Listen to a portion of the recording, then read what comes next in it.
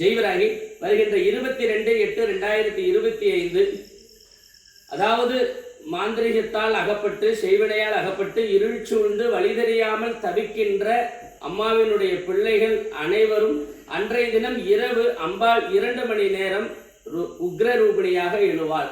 தன் பிள்ளைகளுக்காக வேதங்கள் முழக யாகங்கள் வேள்விகள் நடைபெறும் பொழுது தன் பிள்ளைகள் இருள் சூழ்ந்த நிலையில் இந்த அமாவாசை இரவுல இங்கு அமர்ந்து அன்னையை பூஜிக்கும் பொழுது எண்ணிலடங்காத அற்புதமான தேவிகளை இங்கு வர வைக்கப்படும்.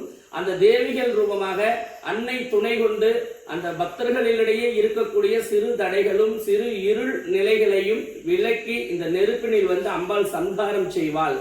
துஷ்ட சக்திகளை எடுத்து சம்ஹாரம் செய்து நெருப்பினில் தீயாக்குவாள் அப்படின்றதான் அம்மாவினுடைய வாக்காக இருந்தது. இந்த இடம் அம்பாள் சுயம்பாய் எழுந்தது.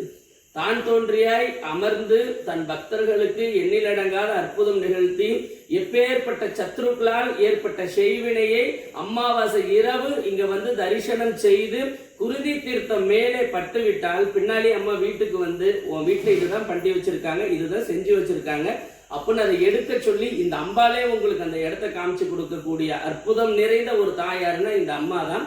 அதனால அமாவாசை இரவு முழுமையாக தன்னை அர்ப்பணிக்கக்கூடிய பக்தர்கள் கண்டிப்பா கலந்துக்குங்க. ஜெய்வராய்.